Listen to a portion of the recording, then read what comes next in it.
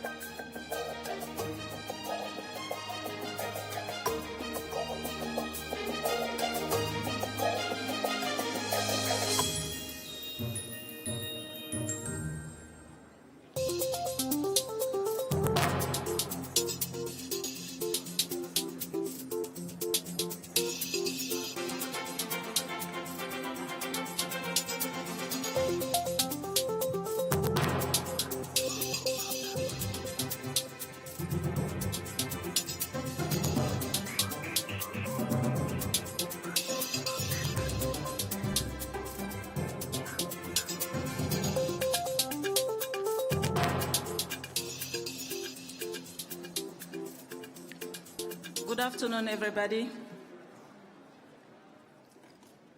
Her Excellency Mrs. Marie-Louise Colero-Preca, President of the Republic of Malta.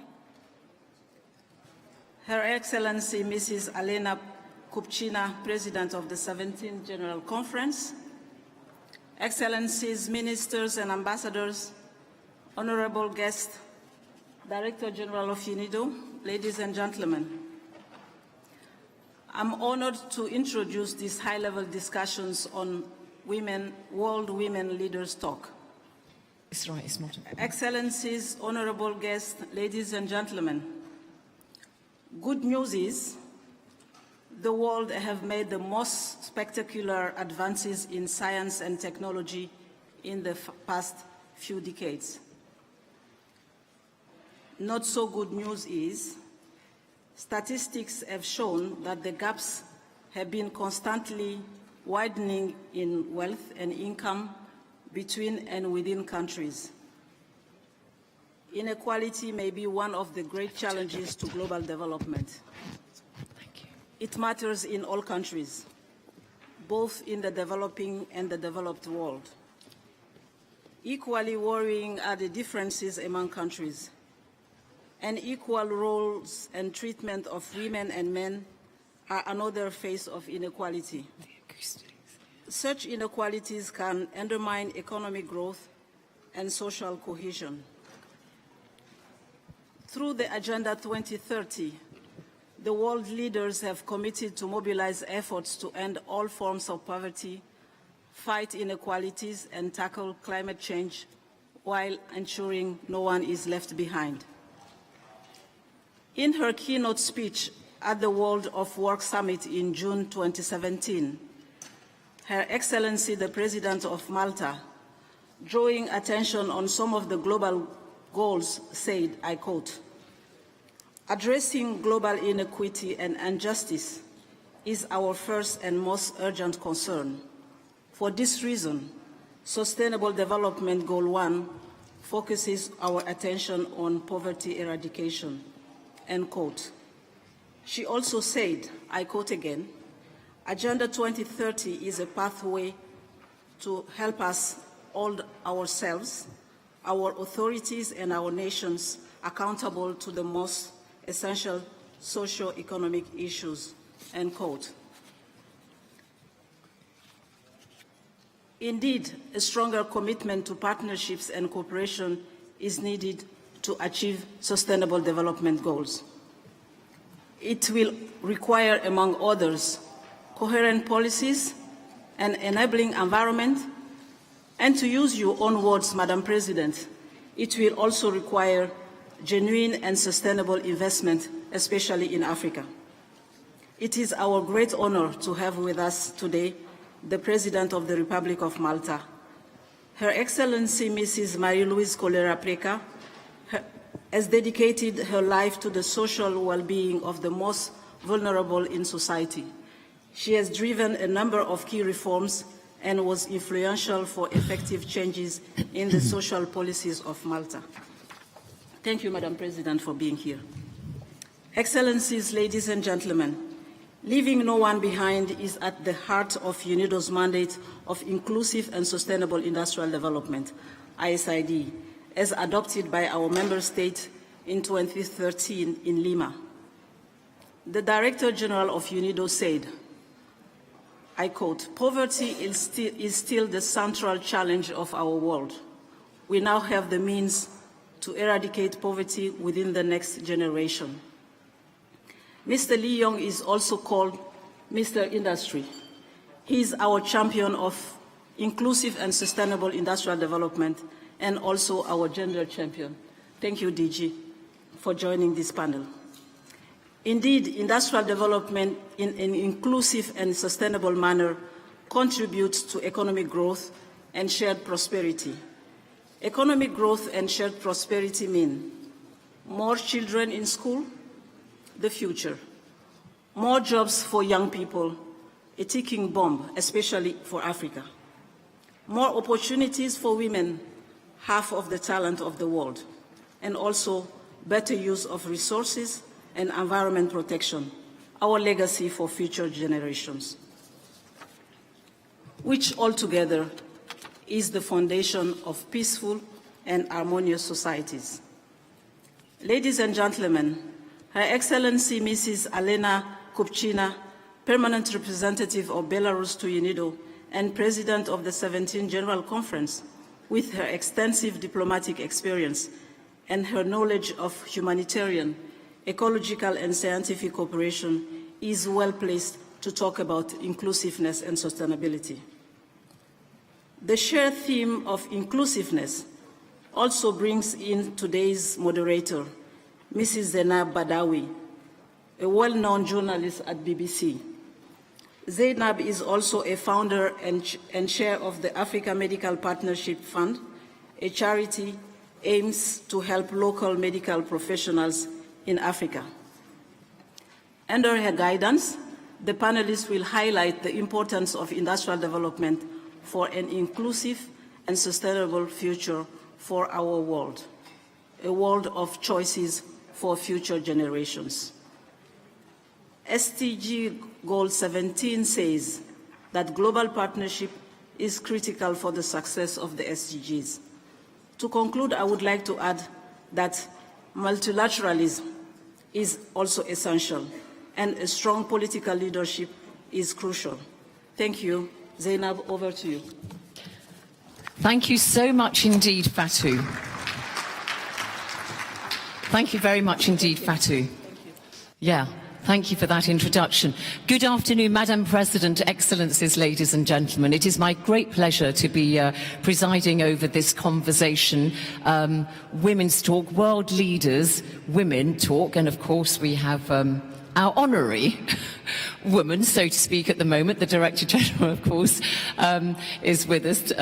But what we want to really talk about in this session is you know, we all know about the importance of industrialization as a cornerstone of development. You can't do very much unless you've got industrialization. But, you know, you've got to have the political will in order to achieve the goals that we all support. And we're going to have a good chat about this. Unlike Britain, which I left this morning, and there was the British government about to launch its white paper on Britain's new industrial strategy, and then the news of the engagement of Prince Harry to the American actress Meghan Markle has overshadowed that entire strategy, at least for today. But we're not going to let anything overcome our conversations today, so we're going to talk about industrialization. Madam President, you know, often when we talk about industrialization, people sometimes think it's synonymous with manufacturing. factories and that kind of thing. But industrialization is much, much more than that. It's about modernizing your economy, making the best of your resources, including modernizing your service sector and so on and so forth. Would you agree with that? I do agree with that. And modernizing infrastructure needs also the building of the capability of human resource. So education is very key also to industrialization and to the successful industrialization of a country. But industrialization, yes, one would probably think of long production lines and huge and massive amount of people under one roof. But industrialization in today's world means much more than that. It's ICT, for example, it's tourism and hospitality. And I think I was speaking during the General Conference, the opening ceremony of the General Conference, about Africa, and maybe because I come from the Mediterranean, and Malta is also part of the European Union, so we are Euro-Mediterraneans, and the connection with Africa is there. It's not just migration, as might think. It has been there historically. So I speak You're not just talking about North Africa, which no, I'm speaking of the continent. The whole of continent, terrific, yes. yeah. And I do think that the issue of African industrialization, we need to see it from an African vision, from an African point of view. It's not something that's why dialogue is very important. That's why conferences and the initiatives that UNIDO takes are very important. That's why also this EU-Africa summit that will be held later on this week in the Ivory Coast is very, very important for this dialogue, so that African leaders will have the opportunity to sensitize everybody of the needs. But if one really thinks of what, for example, Africa, what can be done there,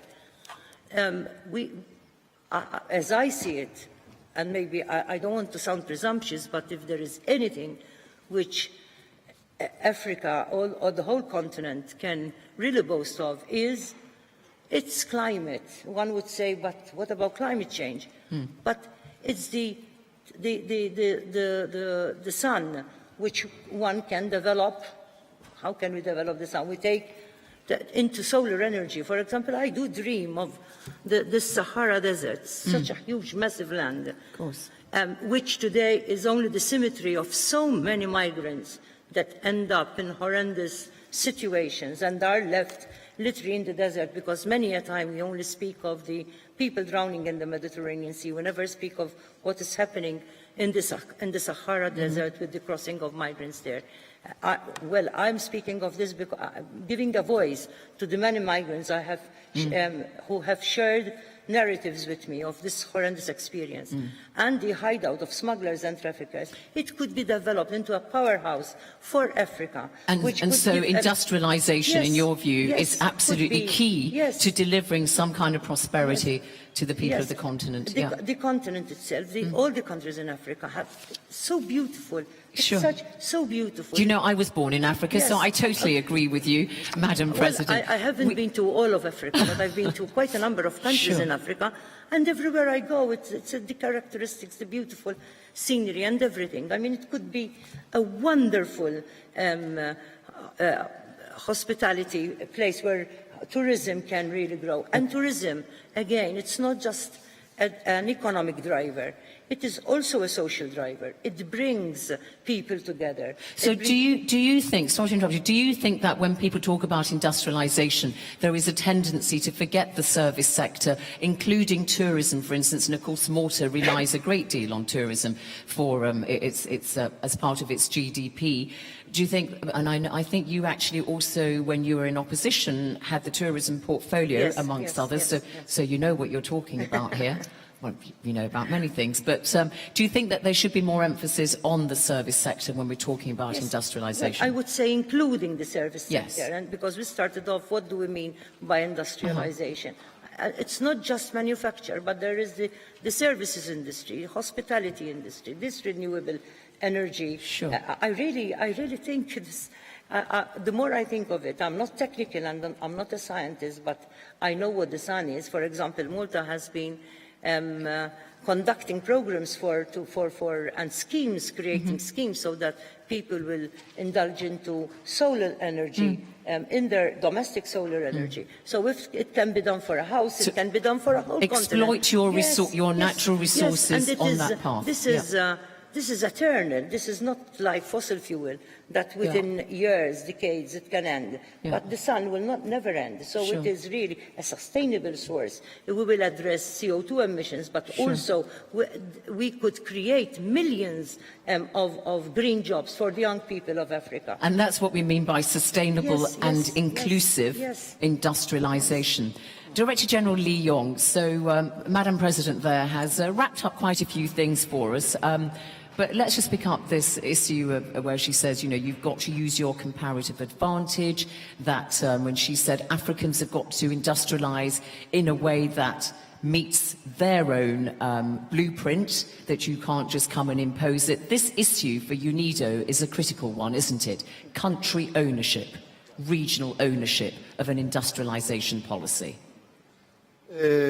Yes, I fully agree with you. We support the countries, especially we created a PCP, Program for Country Partnership. Most importantly, ownership is country. We cannot say that it's a UNIDO program. It's a country program. And this program should cover inclusiveness and sustainability. Those are two most important features, as Madam President already mentioned. Inclusiveness actually covering the very important concept, let everyone receive the opportunity to work, to become entrepreneurs, and most importantly, my friend, is sharing prosperity fairly. So either women or men, they could have opportunity to do the job, to do the work, to do the business. At the same time, they share the benefits from this industrial process. So that is why we strongly promote that. Women is one of the important issues. I'll just come, because obviously from your own experience from China, you were Vice Minister of Finance when you were there, amongst other things that you did. This issue of delivering jobs is a critical one, isn't it? And China found that that was absolutely important when it came to transforming its economic agenda. You've got to deliver jobs for men and women, particularly the youth. Of course, when I at a primary school and elementary school, maybe a little bit higher, and I learned women hold half of the sky. That is a saying, and women need to be treated equally among the people. Can we give him a round of applause for that? Yeah, just to reiterate, you know. Yeah. Thank you very much, Mr. Director General. Thank you. Yes. I'm very happy, actually, in my job as a government official, civil servant. I was in charge of the poverty reduction. I supported microcredit for women, only for women in the remote areas. 3 provinces in the northern part, northern west part. And I'm very happy around 5 million women receive this microcredit. And also I was in charge of 3 departments in the Ministry of Finance. It was very interesting. 3 heads of department, all women, all ladies. Did you appoint them? I have some say. Oh, very good. Yeah. But also one of them become minister level. You could see the women, they have a big potential. Another one, I just add one. It is very interesting phenomena in China. And now the more and more graduate from the universities, when we hire the civil servant, they pass the examination. But look at the big majority, women. 85%, 80% women. They are excellent. So when they become the civil servants, and they, of course, start from basics junior staff, and then they grow. And so in the future time, maybe 10 or 20 years, they become women leaders. Yeah, this is a very good.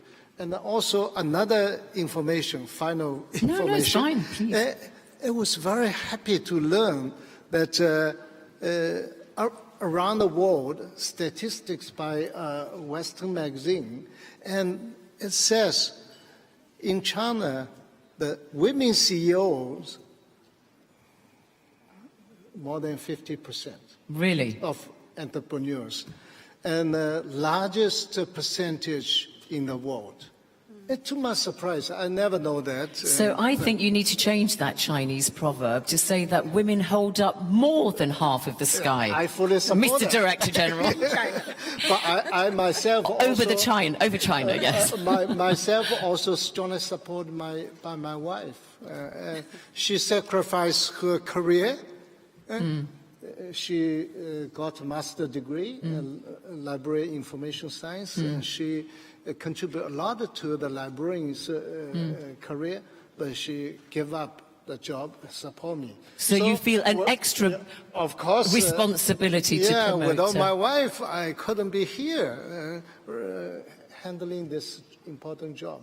Yes. So, Alina Kupchina, I think what the Director General has just really illustrated quite powerfully there through his personal anecdotes, his experience in China, and also what he's brought here to UNIDO, is this guiding principle that you have to have leadership at the official and political level. You know, when he was Vice Minister of Finance in China, the women in his departments and so on, all working in order to deliver an agenda which promotes women within this industrialization conversation that we're having, the drive. You've got to have that leadership. And I know that in your career as one of the most prominent women in your native Belarus, you were a very senior diplomat and, of course, as we know now, president of the General Conference now. You would agree with the need for political leadership? Yes, of course. Thank you very much. First of all, I would like to note with distinguished panelists and all participants of this discussion that every process, including, of course, industrial development, if we want it to be inclusive and sustainable, you cannot achieve it without women. So, because we women, we understand the value of life. We are given life. Then we are caring about future. We are like in family. We are prepared to reconcile different positions for the sake of consensus and development.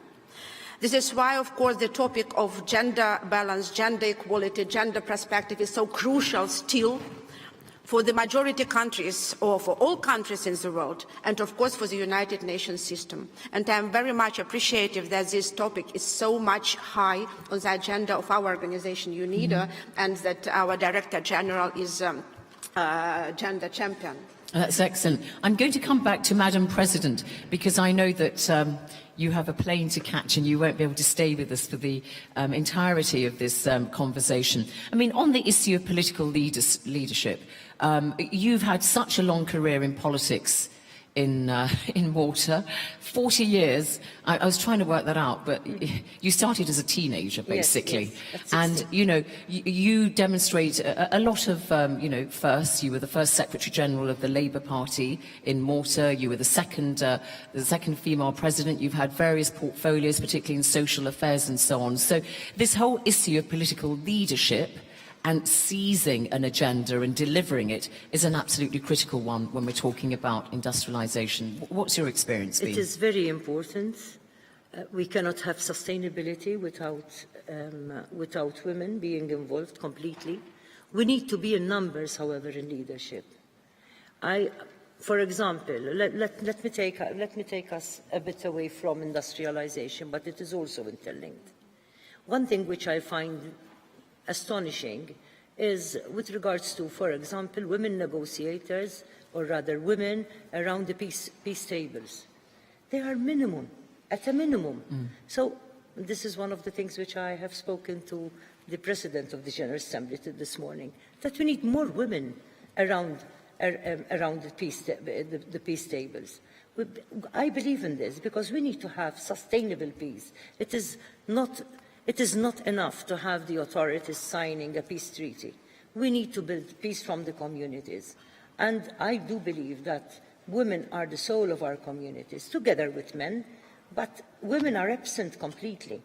If we really are for sustainable peace and hence sustainable development, industrialization, we need women to be there.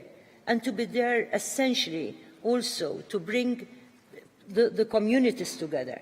So women leadership is very essential, not simply at the top echelons of our organizations, but also in our communities. So are you saying that there's a bit of a disconnect between the kind of pledges and commitments and, agendas that are set at the international level and at certain gatherings and what actually happens on a national level? Yes, there is a gap. There are gaps, undoubtedly. If we look at women parliamentarians in the world, we are 22%. If we look at women and female heads of state, there are only 11 of us. You're talking of Africa. Rwanda has the best record, I think, globally in terms of women members of parliament. But I'm speaking more than 50%. of an average. Yes, Rwanda is one of the exceptions, but we cannot look at the exception to be comfortable. We need to look at everywhere. So we need, this is on political level, sure. But then there are other levels that need, levels of society. We need to have women in numbers everywhere, at all levels of our society. And before you go, I want to ask you, because obviously we're here at this UNIDO General Conference talking about, partnering for impact to achieve the SDGs, in particular SDG 9. What practical steps do you think that countries should take to support UNIDO and, providing them with the political commitment that the organisation needs? First of all, I do believe that there are quite a number of initiatives that are being taken. But as I see it, it looks a bit fragmented. We need UNIDO to be a coordinator, even of other initiatives that are being taken, because we need to map out what is actually being done, so that then we can see where are the grey areas and put more trust and more endeavours in those grey areas. I believe that fragmented initiatives will not bring about the outcomes that we really need and to meet the objectives of Agenda 2030. So I see UNIDO as being and the international organization that coordinates, that brings together these collaborations, and that's why this morning I also appeal to the international community so that they collaborate with UNIDO and also keep the basis of Agenda 2030 as their fundamental sort of pathway to achieve sustainable development. So the SDGs have given a framework. Final word, yes, of course, before the President. Thank you, Madam President. I really believe that there's traditionally women actually being looked down upon in a biased attitude. This is a long-term issue. Yeah, but now I believe that I strongly believe that women can do lots of great things, like President yourself, and coming to support our General Conference. It's not just a conference; it's an activity to support economic development for our member states. And during the meeting, I really received lots of very encouraging points, like you mentioned, Africa industrialization. Now you give us a suggestion to be a good coordinator among the member states. Your message about energy, renewable energy, solar energy, your message about the tourism, your message about the women empowerment. I believe that leaders like you really leading the global momentum for socio-economic development. I appreciate your support, your coming. Thank you.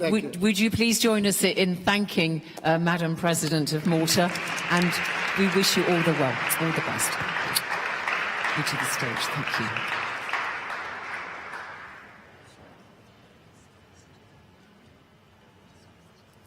Thank you so much.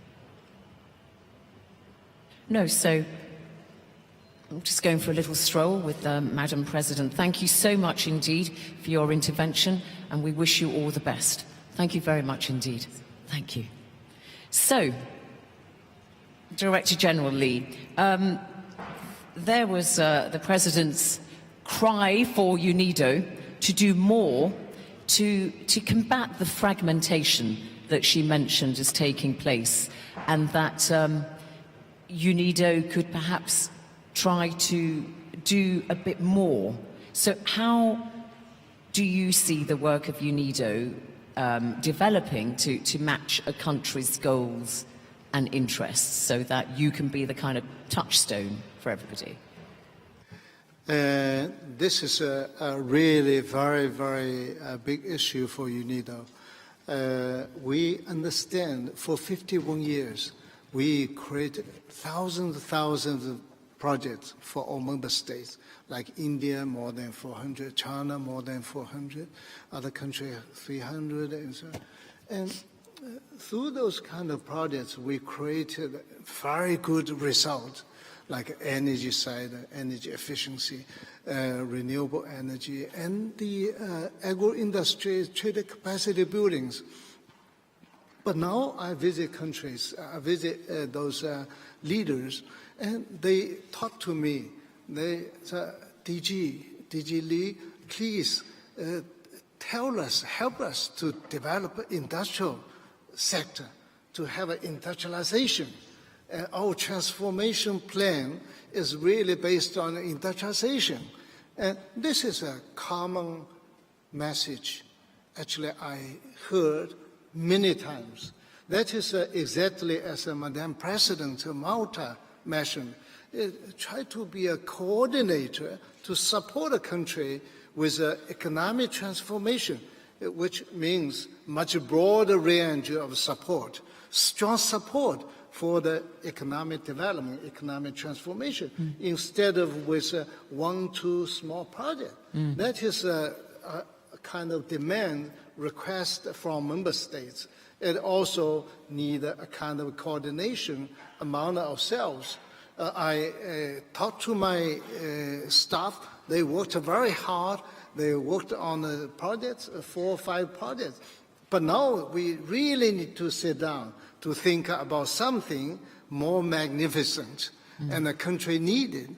And 47 LDC countries, they need a transformation, post-graduation, and after that, how can they be middle-income countries?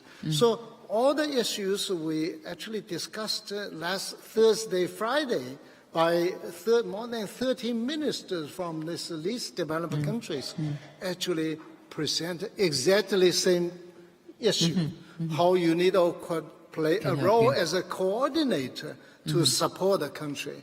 I think it's a challenge for UNIDO, for me, and we really would like to put this issue on the agenda.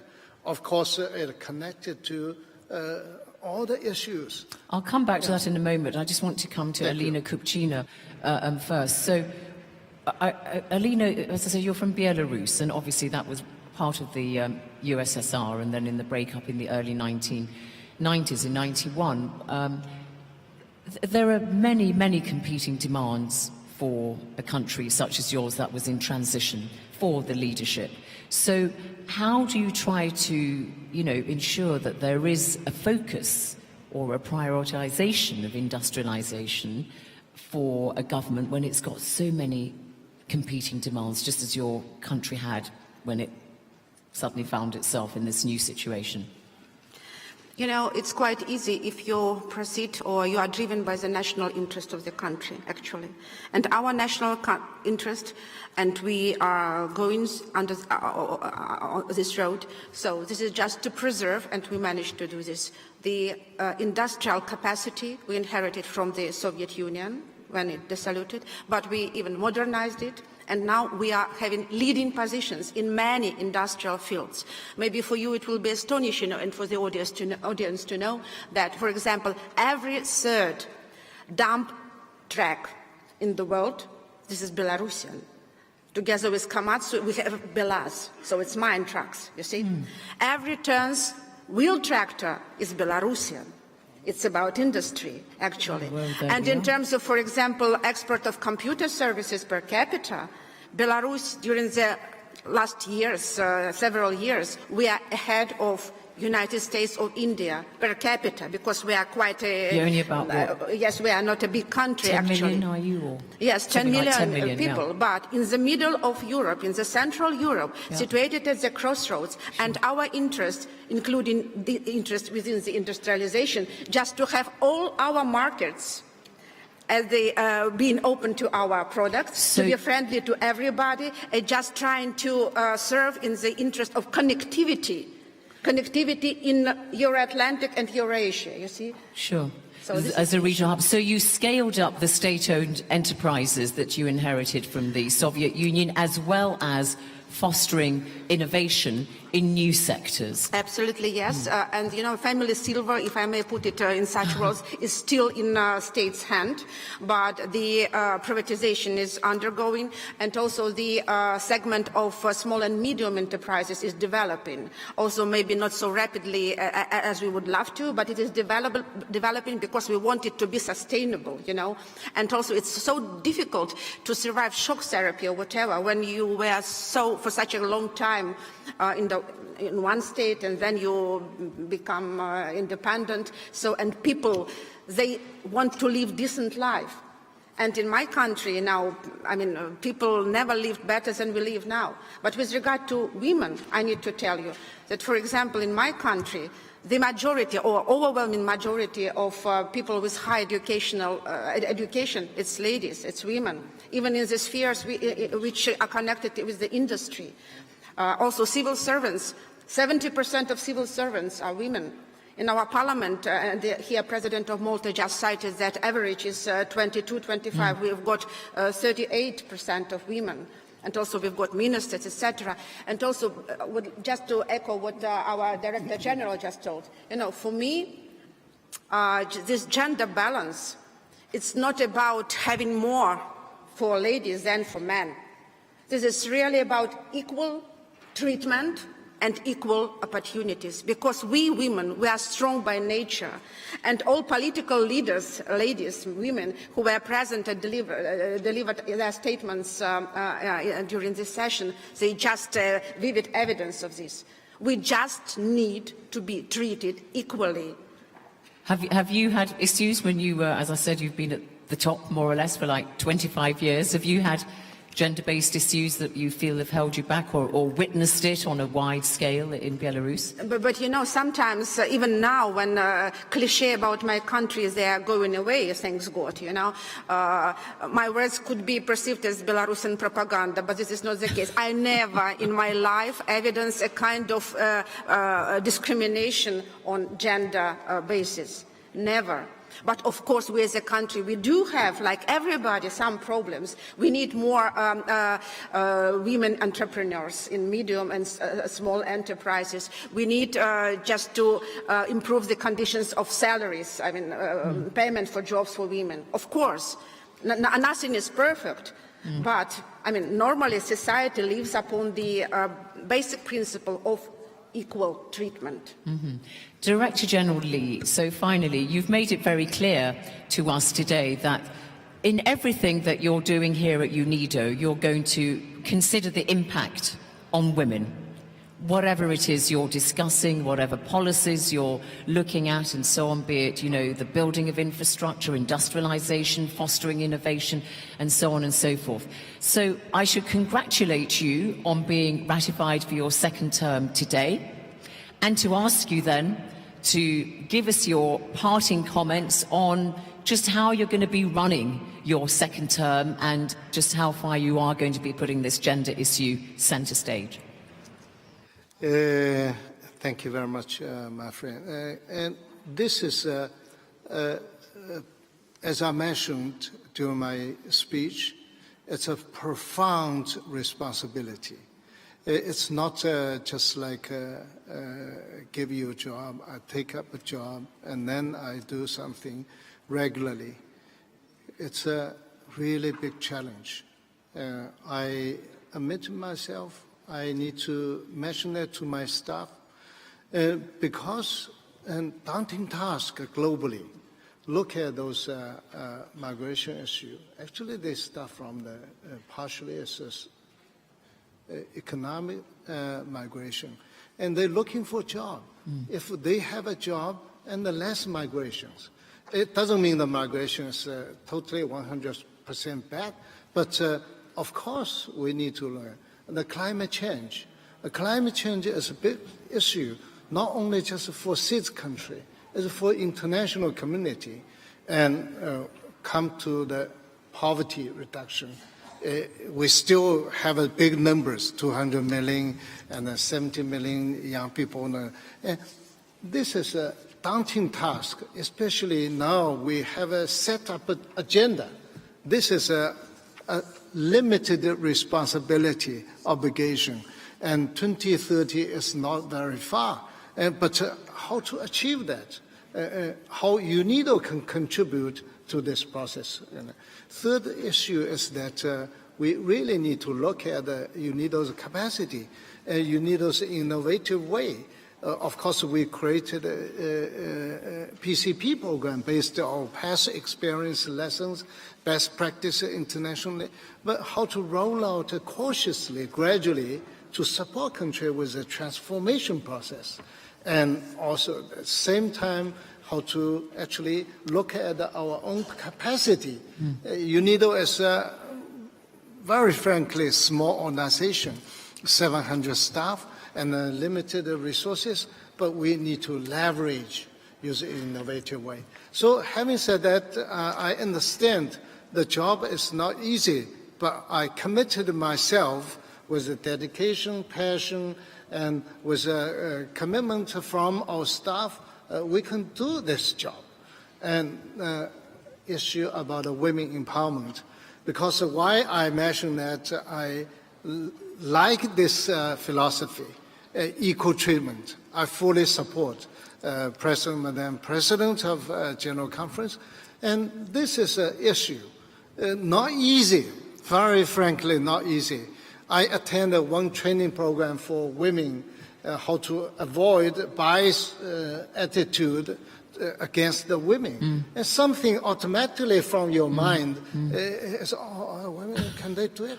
Yeah. Oh, this is a kind of... You've got to combat the deeply entrenched prejudices. And for me, and when I try to appoint a director position, I really not look at, this is a lady, this is a man. I look at whether this person can deliver job and responsible for all member states, and whether can follow all the new development. And it's often a woman. It's often a woman you find can do the job. But I look at the director for energy, a man, director for research, women, a lady. I recruit, and with a whole process, selection process. But in the future, this is equal treatment. And also we connect it to the ground. All the operations need to connect it to the women empowerment issue. That's it. Thank you very, very much indeed, Director General Lee Yong. We've run out of time, and one quick sentence. Yes, thank you. Just on the joking mood, I would like just to tell, that nowadays, industrialization, it's very much about modernization and innovation. Every woman is very much prepared to modernize herself, becoming more and more innovative throughout her whole life. So UNIDO needs just to include us more to be successful in fulfillment of its mandate. I think the Director General has got the message, haven't you, sir? Message even from the audience participants. They support our gender empowerment policy. I believe that. Director General, renewed congratulations, and I'm sure that everybody would join me in this hall to wish you all at UNIDO every success in delivering this very important agenda. Thank you so much indeed, sir. Thank you. Thank you very much. Thank you, Alina. Thank you. Thank you, Alina. Thank you.